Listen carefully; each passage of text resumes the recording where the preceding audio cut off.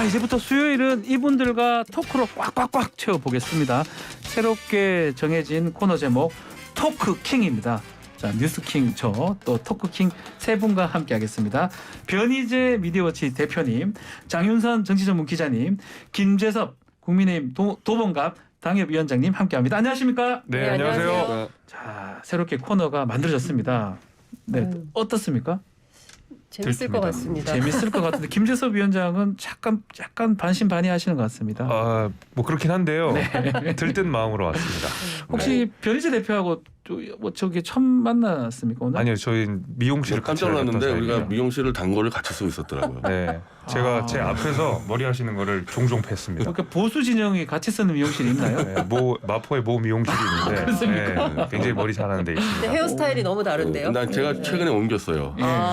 어쩐지 최근에 안 보이시더라고요.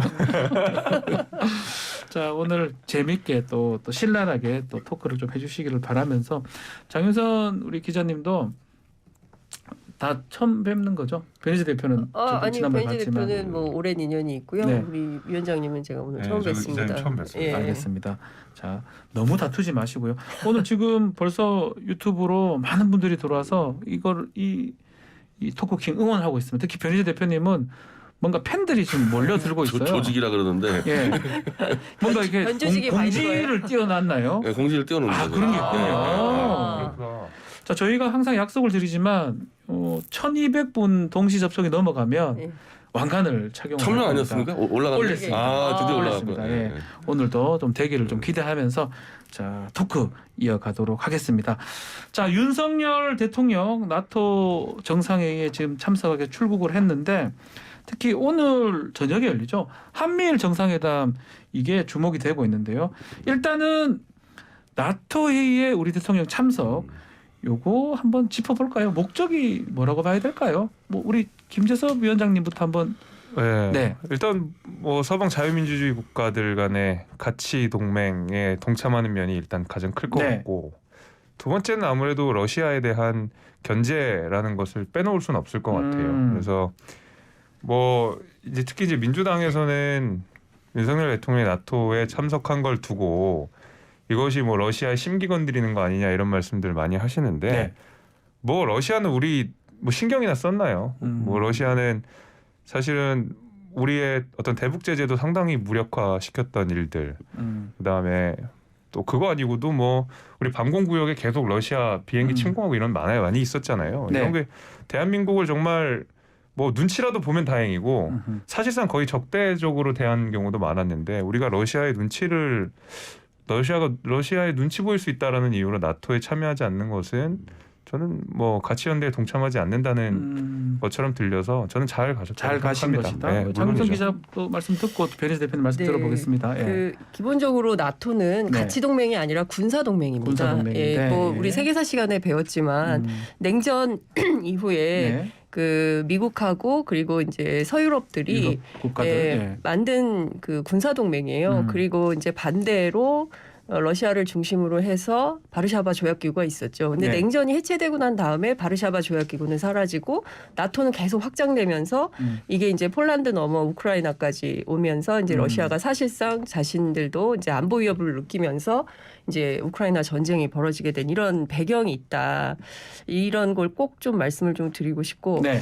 제가 이제 앞에 변희재 대표한테도 그 얘기를 했었는데, 우리가 한반도에 운명이라는 게 있어요. 운명이 있다고요? 그렇죠. 네. 왜냐하면 우리가 뭐 이게 우리 땅을 어디로 이사 갈 수 있는 게 아니잖아요. 우리는 죽으나 사나 이 땅에서 한반도 여기. 한반도에서 중국, 러시아, 일본 그리고 미국, 그렇죠. 북한 뭐 이 다자 외교 틀 아무나 안에서 있으니까. 살 수밖에 없는 나라입니다. 그렇기 때문에 우리는 외교의 실리가 굉장히 중요한 나라인데 그럼 무엇을 얻으려 나토에 간 거냐, 이거에 대한 정부의 해명이나 이제 설명이 필요한 거예요. 네. 근데 지금까지 윤석열 정부에서 왜 나토에 우리가 이제 초청받았으니까 간다, 대통령의 첫 해외 순방이다, 뭐 이것은 의미가 있는데, 그래서 가서 우리가 외교적으로 얻어올 것은 무엇이냐, 이걸 좀 따져봐야 될 것 같습니다. 네. 제일 심각한 문제는 이제 7차 북한 핵실험이 임박한 이런 상황인데, 이 부분과 관련해서 이제 앞서 말씀해 주신 대로 오늘 밤 9시 반에 열리는 한미일 정상회담에서 그렇죠. 25분밖에 안 돼요.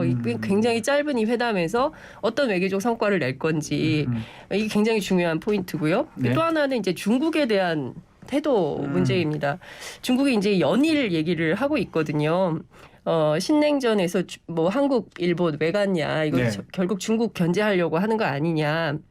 근데 이런 얘기를 계속 하는데 우리가 한번 복귀해 볼 필요가 있어요. 사드 때 우리는 북한 핵 때문에 사드를 배치한다고 했지만 중국에서는 그것을 우리를 향한 것이다라고 그렇죠. 하면서 사드에 대해서 엄청난 보복을 하지 보복을 않았습니까? 했었죠. 네. 이미 예고되고 있는 거예요. 북한 핵실험도 마찬가지고 이제 막 시작될 단계인데 벌써부터 이렇게 되면 우리가 외교적으로 무엇을 얻을 수 있는지 그 부분에 대해서 좀 설명이 좀 필요한데 좀 걱정이 좀 됩니다. 네, 변희재 대표님. 저는 뭐 전체적인 노선은 지금 제가 김재석 위원장하고 좀 비슷한 예. 노선인데 갈 수 예. 있다, 가야 된다. 근데 이제 예. 외교 이제 격이라는 게 있는데 사실은 지금 이번에 이 나토 정상회의 이전에 G7이 독일에서 열리는데 네. 그게 훨씬 더 주의 중에 있는 거였습니다. G7에 가야 되는데. G7은 이제 일본은 뭐 원래 G7 들어가는데 이제 사실은 들어가려고 했는데 이제 초청을 못 받고 우리가 초청 원래 예. 문재인 대통령 때 받았었어요. 예, 못 두 번 받고. 연속 갔었죠. 예. 이제 그 떨이 어떻게 보면 좀 떨이 비슷한 아, 예. 나토로 가는데 나토가 좀 떨어진다. 예, 그런 그러니까 이 의미에서. 나토에 대해서 예. 지금 사실 뭐 미국이나 뭐 중국, 러시아 이전에 네. 원래 이제 트럼프 대통령 노선하고 지금 바이든 노선이 제일 어긋나는 게 나토거든요. 예. 그러니까 트럼프 대통령 같은 경우는 나토를 무력화시키는 전략이었다고요. 그러니까 뭐 다른 게 아니라 돈 많은 저 유럽 국가들이 알아서 하지 뭐 언제까지 이게 미국이 돈 대줘야 되냐. 그래요, 맞아요. 그러다 보니까 사실 바이든 대통령은 이걸 다시 살리는 이제 역할을 하다 보니까 원래 참여국도 아니었던 태평양 국가들 이제 한국, 뉴질랜드, 아하. 호주, 일본을 불렀거든요. 예. 그러니까 쉽게 얘기하면은 바이든 대통령 가오 세워주라고 오라는 그 과연 면을 체면을 네, 면 세워달라고 세워주기 하는 위해서. 거니까. 체면으로 깜짝 놀랍니다 한 바꿔주십시오. 번씩. 네. 네. 저는 만약에 그랬으면 네. 바이든 대통령이 독일의 그 G7까지 초청해 줬어야죠. 멀잖아요 스페인까지. 네. 그 일본의 기시다 총리는 독일에서 스페인 가는데 아하. 한반도 저기까지 가는데 넌 나토만 와라. 아하. 상당 좀 결례가 있기 때문에 그래도 뭐 한미 동맹의 차원에서 가기는 가되 이거는 좀 조용히 갈 필요가 있는 거죠. 아쉽다는 거죠. 예. G7까지 뭐 같이 갔다면 네, 같이 갔으면 좋은데. 참 금상첨화인데 나토는 갔는데 초청을 받았는데 G7 초청 못 받은. 그리고 또 하나 문제 이제 네. 미국이 아까 말씀 외교가 지금 완전 두 동강이 나가지고 네. 트럼프 노선하고 저 바이든 노선이 언제 트럼프 쪽이 또 잡을지 모르기 때문에 그렇죠. 나토에 대해서는 이제 정말 신중하고 조심스럽게 가야 되는 거예요. 자, 요거 질문도 한번 변 대표님한테 먼저 한번 드려보겠습니다.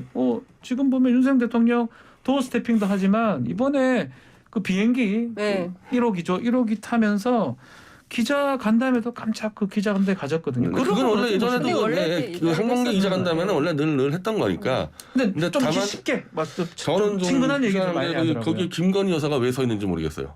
첫 대면이다 이런 건데 그것도 좀 특이한 이거는 장면이긴 굉장히 하죠. 이거는 좀 예. 그것도 역시 격에 좀 잘못된 게 만약에 예. 그랬다면 영부인이 이 가기 전에 그 한국에서 예. 기자간담회를 하든지 이 항공기에서의 이 기자간담회 한다는 게 주로 외교 때문에 하는 거 아닙니까? 예. 외교 안보로. 그러면 대통령과 기자들이 외교 안보 막 전략을 막 토론하는 그런 자리에 예. 영부인이 왜 서 있습니까? 그 무슨 직책이 있습니까? 그 자리에 빠졌어야 됩니까? 그리고 있으면 안 되죠. 그럼 막 예를 들면은 거기에 대통령 아들이나 딸이 있으면 됩니까? 예. 그 국제 외교하는 기자간담회. 예. 그러면서 또 영부인한테 마이크 주면서 한마디 해보세요. 이거 뭐 가족 모임입니까 이거 뭐.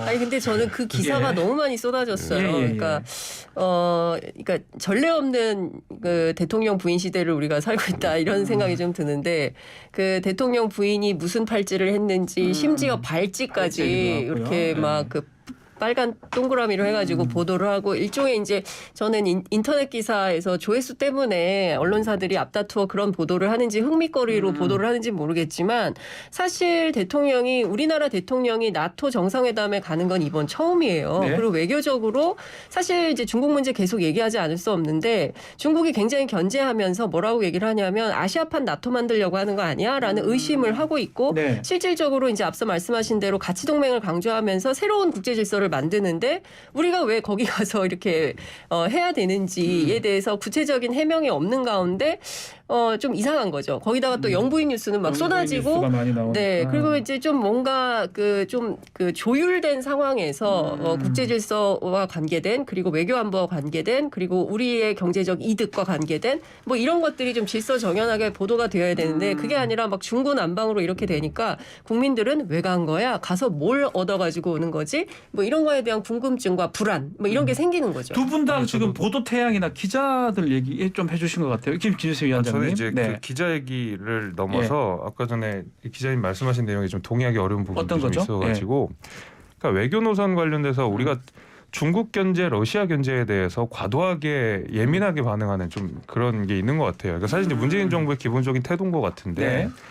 사실 우리가 실리 외교 내지는 뭐 전략적 모호성 이런 이름으로 우리가 말하자면 서방 자유민주주의 국가들 간의 가치 동맹과 그다음에 북중러를 위시한 어떤 그 세 나라 간의 연맹, 네. 이것과 관련돼서 우리가 아슬아슬한 줄타기를 계속 해왔었거든요. 근데 사실 우리가 줄타기라고 해가지고 중국, 러시아가 그러면 우리가 그들한테 쏟았던 정성만큼 그들이 우리에게 돌려줬느냐? 절대 아닙니다. 중국 아까 뭐 사드 말씀도 하시고 이런저런 이야기 하셨는데, 중국이 언제 우리나라 어떤 상호주의 입각해서 수입해주고 수출해주고 그런 나라 아니거든요. 네. 자신들이 필요하면 수입하고 이미 소비재 같은 것들은 수입하지 않은 지가 한참 됐어요. 10년도 넘었어요. 이제 네. 그런 상황에서 말 그대로 자신들이 필요한 물건들만 대한민국에서 구입하기 시작했기 때문에 이들이 무슨 상호 뭐 호혜 뭐 이런 걸로 무역하거나 이런 사람들은 아니고 러시아도 마찬가지 아닙니까? 돈바스 침공하고 크림반도 병합하고 그리고 나서 러시아 다 제재할 때 대한민국 제재 안 했거든요. 네. 그거 바로 뒤통수 친 게 러시아예요.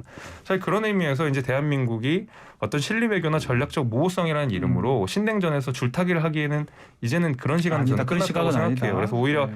적극적인 가치 동맹에 가입을 하고 아하. 나토라는 것이 뭐 군사적인 어떤 협의체긴 하지만은 기본적으로 가치 동맹이라는 큰 연대 안에 있는 군사 동맹이거든요. 그런 의미에서 대한민국이 어느 정도의 외교적 노선들을 이미 결정하는 시기다라는 면에서는 전 좋은 방향성이라고 저는 생각을 하기 때문에 근데 그런 부분 우리가 동의하기 지금 어렵습니다. 이제 지리적인 위치를 좀 봐야 되는데 우리가 유럽이 아니잖아요. 우리는 아시아에 살고 있고, 그리고 이제 그동안의 모든 정부가 안보는 미국, 경제는 중국, 안미 경중 이런 태도였어요. 물론 이제 윤석열 정부에서 그걸 바꾸겠다고 얘기는 하고 있는데, 러시아 문제도 그렇고 중국 문제도 그렇고 뭐 미국, 일본 다 마찬가지지만 네. 우리는 우리의 국익을 위해서, 한반도의 이익을 위해서 앞으로 어떻게 살 것인가에 대한 다자 외교가 굉장히 중요한 나라예요. 그러니까 뭐 미국하고만 잘한다고 해서, 뭐 일본하고만 잘한다고 해서 그래서 뭐 우리들의 뭐 이익을 챙길 수 있는 게 아니거든요. 근데 외교는 철저하게 실리를 중요하게 생각해야 되는데, 뭐 가치 동맹을 강조하면서 자유주의 연대 뭐 이렇게 가는 거는 뭐 나쁘진 않습니다. 그렇지만 얻을 게 뭐냐는 거죠, 경제적으로. 알겠습니다. 그 얘기는 아마 조금 이념적인 측면 때문에 네. 계속적으로 이제 반복이 될 것 같으니까 김건희 여사 얘기만 조금 하고 요건 마무리 좀 하도록 하겠습니다. 김건희 여사 이 정도 되면 이제 조용한 내전은 안 하는 거라고 봐야 되지 않을까요?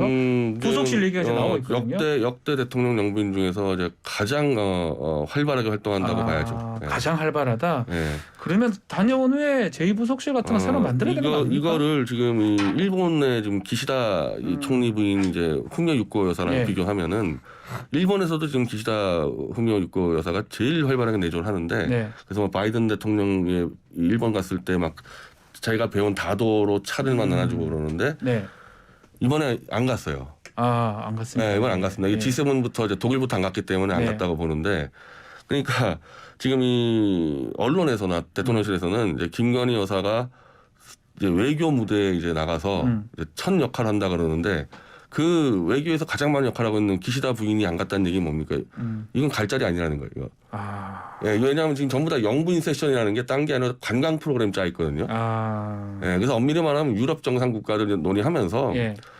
부인하고 떨어져 있기 싫은 사람은 부인 데려와가지고 관광 하나 시켜라 이런 정도이기 때문에 한국에서 비행기 타고 스페인까지 갈 일이 아닌데, 이제 그거를 가면서 너무 또 의미를 막 김건희 여사의 외교 활동 의미를 부여하니까 엄밀히 말하면 사실 언론이 좀 국민을 속이는 측면이 있습니다. 이거.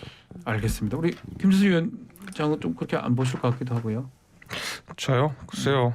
그 이제 뭐 외교 무대의 첫 등장이다 해가지고 그쵸. 아무래도 좀 언론에 과도하게 좀 관심을 갖게 그거는 되는 맞는 부분들이 것 좀 같아요. 예. 있는 것 같은데, 그러니까 이제 말씀하신 대로 이제 나토라고 하는 것이 어떤 뭐 배우자, 대통령의 배우자랑 같이 가서 어떤 뭐 네트워킹을 하고 뭐 대화를 하고 이런 자리라고 보기엔 좀 어렵긴 합니다. 그건 네. 뭐 저도 동의를 하는 부분인데, 그러니까 과도하게, 그러니까 김건희 여사가 아까 전에 말씀하신 대로 너무 많은 활동을 한다라고 하는 것은 사실은 너무 많은 집중을 받고 있기 때문에 기사화되고 너무 많이 집중되니까. 보이는 것도 사실이에요. 그런 그러니까 것이다. 그리고 이제 김건희 여사가 애초에 이야기를 했던 것이 조용한 내조를 하겠다라고 말씀하셨지, 조용히 있겠다라고 말씀하신 건 아니거든요. 그럼 내조의 범위를 어디까지 둘 것이냐에 그러네요. 대해서는 좀 사람의 차이가 있을 것 같고 김건희 여사는 어쨌든 이것을 조용한 내조로 보시는 것 같아요. 하지만 이 조용한 내조라는 것이 김건희 여사가 생각하는 게 다를 수 있고 국민들이 느끼시기에 다를 수가 있으니까 제도적인 보완이 필요할 것 같다라는 데서는 저도 동의를 하고 그건 있습니다. 뭐 여야가 비슷하게 생각을 하고 있는 것 같아요. 저는 이렇게 하나만 생각해요. 짚어요. 이게 조용한 내조가 아니라 이제 김건희 여사가 그 대선 전에 이제 검증이 들어오니까 그 사과와 기자회견을 자기 했었습니다. 사과와 그렇죠. 이제 기자회견 할 때 아내의 역할만 일반적인 아내의 역할만 한다 그랬거든요. 네. 이거는 이제 누가 봐도 기존에 우리가 알고 있는 영부인 역할 안 한다. 그냥 이제 한마디로 살림만 산다라고 우린다 일반 국민들은. 예. 근데 그게 아니라 지금 이게 조용한 내조라 그러면요. 그 당시 기자회견문에 얘기했던 거나 이거 정리를 해줘야 돼요. 정리해야 된다. 생각이 바뀐 거다. 예. 아니면 그때는 뭐 급해서 그랬던 거나 정리를 해야지 슬쩍 넘어갈 문제는 아닌 것 같습니다. 이게 대선 공약이었거든요. 따지면 그렇죠. 이거는. 예. 그렇죠. 그리고 장우석 기자님. 예. 예, 이제 말씀해주신 대로 이제 본인이 약속한 거거든요. 조용한 내조는. 그런데 누가 보더라도 이거는 공개적인 광폭 행동인 것이죠. 그리고 역대 대통령 부인 가운데 가장 먼저 언론사 인터뷰를 했고요. 네. 그리고 이제 정부 정책에 대해서도 본인의 견해를 밝혔고요. 뭐 경우에 따라서는 대통령과 입장이 다른 입장을 밝히기도 했고요. 그리고 이번에 가서 이제 K 패션쇼 이런 문화적인 활동에 본인이 워낙 뭐 그런 이제 기획 전시를 했었던 전문가이기 때문에 관련해서 뭐 이제 보폭을 넓혀서 여러 가지 활동을 한다 이런 예고 기사들이 이제 나오고 있는데 그에 앞서서 김건희 여사에 대한 국민적 의혹이 있고 그리고 경찰 수사가 진행 중에 있지 않습니까? 그 허위 경력 의혹 조사와 관련해서 그냥 평범한 시민이었다면 벌써 경찰서에 가도 몇 번을 갔을 텐데 이번 특수한 신분 때문에 서면 조사로 대체한다고 했어요. 그런데 50일 넘게 그 서면 조사서에 응하지 않고 있다는 것이거든요. 그러니까 본인 문제와 관련해서 본인이 왜 조용한 내조를 하겠다고 했는지 그러면 그 조용한 내조를 하기 위해서 근본적으로 해결해야 될 여러 가지 이슈들 본인 문제와 관련해서 이런 법적 문제들을 좀 해결을 하고 그 문제가 다 깨끗하게 정리가 된 다음에 뭐 광폭 행동 저는 뭐 영부인이라고 해서 왜 집에만 있어야 돼요. 특히 이제 일하는 분이었기 때문에 워킹우먼으로서 얼마든지 뭐 활동을 할 수 있죠. 근데 다만 본인에게 제기된 이슈에 대해서는 확실하게 정리를 좀 하고 경찰 조사 응하고 문제가 없으면 문제가 없다. 뭐 있으면 있다. 그러면 그에 응하는 처벌을 받고 이런 법과 원칙에 따라 윤석열 대통령께서 그렇게 강조하시는 법과 원칙에 따라서 이 문제가 정리가 돼야 국민들 입장에서는 박수치고 환영하는 것이죠. 근데 그게 아닌데 계속 이러면 뭔가 찝찝한 거죠. 저런 행보를 응원해야 되나 하지 말아야 되나 이런 고민에 빠지는 겁니다. 그러니까 국민을 고민에 빠뜨리면 안 돼요. 정치가. 근데 지금 윤석열 대통령과 그리고 김건희 여사는 국민을 고민에 그리고 불안에 빠뜨리고 있다는 것이 가장 큰 문제인 것 같습니다. 네. 자, 뭐 이 얘기도 뭐 좀 이 정도 해야 될 것 같고 요거 한번 짚어보죠. 국정수행 그 지지 긍정률이 이른바 데드크로스가 된 것 같아요. 지금 리얼미터가 20일부터 24일 날 조사한 내용에 따르면 긍정이 46.6, 부정이 47.7. 그러니까 이제 데드크로스가 좀 빨리 된 거다라고 하고 있는데 이것도 우리 김재섭 위원장님부터 어떤 요인이 작동했기 때문에 이런 거 이거 뭐 김건희 여사 이런 얘기도 다 포함된 거라고 봐야 되는 겁니까? 저는 그거 상관없는 사실 겁니까? 워낙 대선 기간 동안에 너무 많이 했던 얘기들이었고 예. 뭐 그것이 이제 와서 지지율에 작용했다고 생각하지는 않고요. 예. 오히려 지금 뭐 공공요금 인상이 계속 물가 이제 일어날 같은 거? 거고 예. 물가가 올라가는 상황인데 물가 오르는 데는 장사가 없죠. 그렇죠. 이거는 예. 저희가 겸허하게 인정하고 가야 될 부분인데 사실은 뭐 어제도 계속 공공요금 인상과 관련된 기사들이 쏟아져 나왔는데 말하자면 문재인 정부에서 미뤄뒀던 공공요금 인상이 그 청구서가 이제 윤석열 정부 시작하면서 날라오게 된 상황이거든요. 그래서 고스란히 그 빚을 떠안게 된 상황이기 때문에 억울한 부분이 있지만 어떡하겠습니까? 뭐 전 정부의 총책임자는 윤석열 대통령이고 이에 대해서 경험히 받아들여야 되는데 저는 이 지지율에는 우리가 연연해서 국정 과제를 안 하면 안 된다고 생각을 하고 문재인 대통령은 임기 말까지 50%의 지지율을 자랑하면서 어떤 개혁 과제들을 해낸 것이 아니었거든요. 국민연금 뭐 손대지도 않았고 모든 정부들이 크고 작은 개혁들을 해나갈 때 문재인 정부는 막 50%, 60% 때로는 2017년, 2018년에 80%까지 육박하는 지지율을 자랑하면서도 아무것도 하지 않았거든요.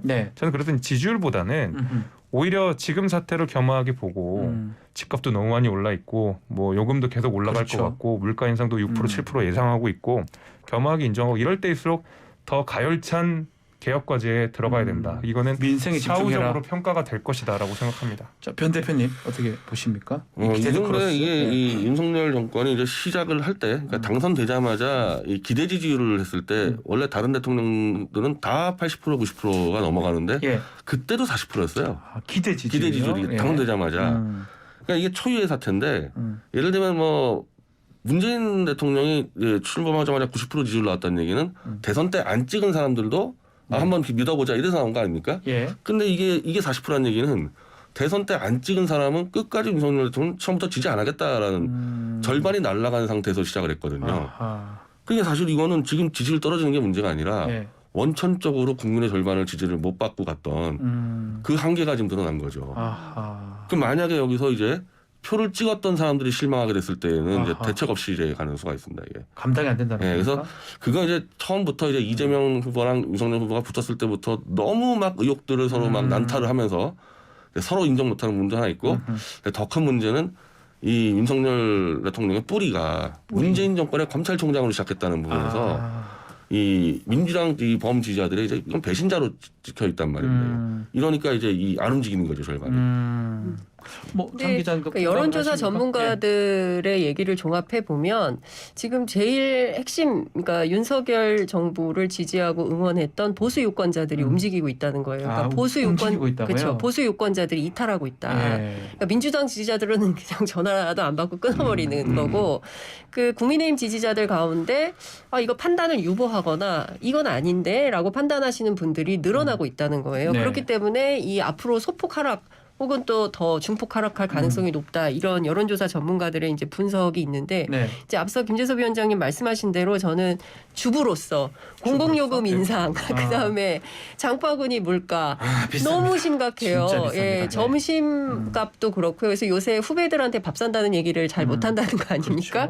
그렇죠. 뭐 편의점 도시락 이런 거 먹고 이러잖아요. 왜냐하면 물가가, 근데 이건 사실 우리만의 문제는 아닙니다. 이제 그 러시아하고 우크라이나 전쟁, 뭐 곡물가 뭐 여러 가지 연동된 거기 때문에 우리만의 물가 인상의 문제는 아니다, 이렇게 볼 수 있지만, 또 기름값 2,000원. 근데 이거 빨리 뭐 담합 조사한다고 했는데, 정유사 담합 이것도 뭐 네. 어떻게 되는지 말은 많이 하는데 되는 게 없는 거예요. 그러니까 즉각해서 국민들이 체감할 수 있는, 그러니까 보편적 시민들이 지지하고 응원할 수 있는 정부의 정책이 나와줘야 되는데. 앞서 말씀하신 대로 민생 현안과 관련돼서 해결이 빨리빨리 돼야 되는데, 네. 그게 아니라 정부가 말은 하는데 되는 건 없고, 심지어 정부 정책에 대해서 엇박자가 계속 나고 있는 것이죠. 예컨대 이제 노동시간과 관련해서 그거 네. 굉장히 심각한 이슈라고 생각을 합니다. 장관이 발표했는데 그 이튿날 대통령이 이거 정부의 공식이자 아니다. 아니라고 부인을 해버려요. 그러면 이 정부는 도대체 소통이 되는 정부냐, 이거에 대해서 국민들이 의구심을 갖는 거고, 그동안 한 번도 이런 정부는 보질 못했어요. 그렇기 때문에 국민들이 윤석열 정부의 정책에 대해서 믿을 수 있는 건가? 이런 불신을 하게 시작하는 거죠. 그러니까 지지율은 앞으로 경우에 따라서는 더 어려워질 수 있다. 가능성이 네. 근데 뭐 예, 아무런 김재섭 조치를 하지 위원장님. 않았다고 말씀하셔가지고 네. 거기에 예. 뭐 반대 말씀을 좀 드리게 되면, 그러니까 사실 우리 소비자 물가 지수의 그 대한민국 지표상으로는 자가주거비가 빠져 있거든요. 근데 아하. 서양 다른 국가들은 자가주거비가 포함되어 있는데 예. 실제로 자가주거비 때문에 물가 상승 체감을 굉장히 많이 하고 되는데 물가 지수에 빠져 있어요. 사실 우리가 6%로 예상을 하고 있지만 네. 물가 상승을 실제로는 그보다 더 높다고 봐야 되거든요. 근데 그 중에서 가장 차지하는 비율이 높은 자가주거비에서도 그 중에서 제일 많이 차지하는 비율이 결국 원리금입니다. 돈 갚는 거. 네네. 근데 문재인 대통령, 그러니까 윤석열 대통령 처음에 이제 물가 잡는다는 이야기를 하면서 제일 먼저 했었던 것이 은행 금리와 관련된 이야기였거든요. 네. 그래서 우리가 예대 마진, 소위 말하는 예대 마진을 좀 줄여야 되는 이야기들 좀 하면서, 특히 이런 그 우리가 주택담보대출을 통해서 대출을 많이 받은 젊은 세대들을 위해서 바로 그 금리 낮추는 얘기를 먼저 했었어요. 그 취약계층들에 대해서. 네. 이런 것부터 해가지고 우리가 차근차근 다 밟고 나가고 있는 상황이고. 지금 낮아졌나요? 물가- 금리가 더 오르지 않았습니까? 아니죠. 그 낮춘다고 말씀하셨고 예. 그거는 바로 조치를 한다 그랬습니다. 시중금리에서 이제 이 기준금리는 높아지는데 예. 은행들에게 이제 예. 높이지 마라. 역전 이런 압력을 이제 그게 금감원에서 실제로 이제 중요한 거기 금감원에서 때문에. 압력을 넣고 있는데 한계가 있죠. 예. 그러니까 그래도 은행이 어쨌든- 움직이고 네. 있냐고요. 예, 한계가 움직이고 있죠. 있어요. 그러니까요. 예. 내린다고 했었고 움직이고 있어요. 그렇기 때문에 안 한다는 말씀을 하시면 안 될 것 같고, 이런 식으로 하나하나 하고 있고, 물가라는 것이 일괄적으로 다 억제를 해버리면 경제 회복이 심해집니다. 그래서 네. 취약계층들 대상으로 보조금을 지급하는 방식으로 완화하면서 가야 되는 것이지 바로 어떤 즉각적인 조치를 내놓기 어려운 상황이라는 말씀도 같이 알겠습니다. 자, 지금 1,200분이 훨씬 좀 넘었습니다. 역시 뭐 토크킹 코너 네. 가장 인기가 좋은 것 같아요. 아니고 이럴 때 앵커님 빵빵빵 맞는 이런 모자가 음악 있었어요? 표정 예, 나오고. 맨날 왕관을 모자 쓸데없는 모자 문제가 나오고. 예, 왕관이 조금 네. 다른 뭐그 좀 스타일이 사이즈가 좀 네. 작은 제 머리가 커서 모자 바꾸라는 얘기가 매주 나와요. 예, 유튜브에 왕관 쓴 제 모습도 볼 귀여우세요. 수가 있습니다. 자, 이 질문으로 다시 또 넘어가겠습니다. 국회 지금 관련해서 윤석열 대통령은 스페인에 지금 계시고 권성동 원내대표는 필리핀에 출국을 했습니다. 자, 결국은 민주당이 단독으로 지금 본회의 소집 같은 걸 했습니다. 이게 가능할지 앞으로 어떻게 풀어야 할지 뭐 세 분 의견 한번 다 듣고 싶습니다. 우리 누구부터? 변 제가 먼저, 대표님, 변 대표님 말씀 좀. 그 사실은 이제 이 소수 여당 집권 아닙니까? 네. 소수 여당 집권이다 보니까 국회를 열기가 싫죠. 아, 싫다. 예, 당연하죠. 그거는 국회에서 네. 밀리니까 이 세력이. 아, 그러니까 당연히 이 현 정부에서는 국회를 열기를 싫어하는 상황이기 때문에 네. 민주당이 여는 수밖에 없어요. 국회가 약간 뭐 대본 보니까 국회가 안 열리면 누가 유리하냐? 정부가 훨씬 유리하죠. 아. 야당은 국회밖에 안 지고 있고 여당은 국회에서 밀리니까. 그래서 저는 그래서 이 국회 이 개헌 협상에서는 당연히 여당이 소극적이었을 거고 야당이 오히려 야당답지 못하게 질질 불필요하게 시간이 끌었지. 당장 국회를 열어서 지금 국정조사 할 것 수두룩해요. 제가 볼 때는. 그래서 운영 수두룩해가지고. 국정조사 얘기입니까? 예. 지금 이 청와대 시스템 대해서만 이거를 국회 예. 운영위가 열려야지 따질 거 아닙니까? 예. 그래서 야당은 이제 눈치 보지 말고 빨리 열어서 국회 본연의 일을 하는 게 맞습니다. 저 이렇게 분석하시는 경우가 잘 없었는데 일단은 여당은 하기 싫어하고 야당이 너무 소극적이었다 이렇게 좀 분석을 주셨습니다. 두 분 어떻게 보십니까? 뭐 냉정하게 맞는 얘기죠. 아, 맞는 그거는. 얘기 맞습니까? 네, 그건 네. 맞는 얘기죠. 네. 왜냐하면 지금 민주당이 다수당이고 다수당이 마음 먹으면 원구성 할 수 있는 거잖아요. 네, 그러니까 네. 근데 그게 말하자면은 또 그 여당을 패싱한다라는 비판을 듣고 싶지 않으니까 네. 안 하는 것뿐이고 급한 건 야당이죠. 왜냐하면 앞으로 이제 우리 뭐 국정감사도 해야 될 거고 그 다음에 그 이후에 있는 뭐 예산안 심사도 해야 될 거고 다 이제 야당이 거기서 힘을 발휘할 수 있고 언론의 주목을 받을 수 있고 정부를 견제할 수 있는 것이 그 당시인데 그때까지 야당이 손 놓고 있겠습니까? 그냥 윤석열 정부 잘하고 있네라고 보고 있지는 않을 거거든요. 그러니까 당연히 마음이 급한 것은 그 야당인데 이것이 여당이 협조를 하지 않은 상황에서 야당이 그냥 일방적으로 밀어붙였을 때는 상반기 국회처럼 모든 상임위원장을 다 독식하고 뭐 국회의장부터 법사위원장까지 다 독식해가지고 입법 폭주라는 모양새처럼 되게 되면 네. 사실은 그 자신들이 또 독박을 쓸 수 있다라는 위험감. 아, 그다음 야당이 또 야당이 네. 너무 힘센 야당이다. 막 검수한박 소위 말하는 검수한박 밀어붙이듯이 이렇게 힘자랑한 야당처럼 보이고 싶지 않으니까 애써 여당의 협조를 구하는 모습으로 보이고 있지만 실제로는 그렇지 않은 거죠. 않을 법사위원장에 말도 안 되는 조건들을 붙여놨잖아요. 그런 의미에서는 마음이 급한 건 야당이지만 실제로는 비판을 받기 싫으니까 아하. 이리저리 피하고 있는 거죠. 자, 장 기자님한테는 그러면 이렇게 독단적으로 단독적으로 얘기하겠습니다. 민주당이 구성할 수 있을까요? 뭐 정치가 필요한 거죠. 그러니까 저는 지금 이제 야당이 급한 거지 여당은 네. 급할 게 없다 이렇게 말씀하셨는데 네. 사실 그동안 정치 그 정당 출입 오래 해온 기자들 입장에서 보면 아니 원래 정부 초기는 여당이 급해야 돼요. 그렇지 그리고 않나요? 원래 예. 국회에 이제 여당의 역할이 중요한 겁니다. 그러니까 야당이 다수다 하더라도 여당이 정책을 추진해야 될 것들이 많이 있고 정권을 잡았으면 본인들이 입법도 원하는 해야 되고 정책을 해야 하기 되니까. 때문에 예. 당연히 입법 활동을 적극적으로 해야 되는 거예요. 그런데 지금 보면 그 국회가 무력화되고 있고 우리는 분명히 이제 엄연한 상권 분립 국가에 살고 있는데 국회는 무력화되고 있고 정치는 실종되고 네. 그리고 이제 다 바깥으로 나가버리고 예. 그러니까 국민들 입장에서는 국회는 놀고 있고 정부는 뭐 하고 있는 거냐 비통한 마음이 생길 수밖에 없는 상황이 되는 것이죠. 근데 문제는 사실 다 이제 뜯어놓고 보면 사실 소위 이제 그 검경 수사권 조정 네. 일명 이제 검수완박이라고 불리는 그 법의 완성을 하기 위해서는 민주당 입장에서는 사개특위를 빨리 구성을 해서 이른바 이제 한국형 FBI라고 불리는 뭐죠? 갑자기 그 중수청 예. 중대범죄수사청을 예.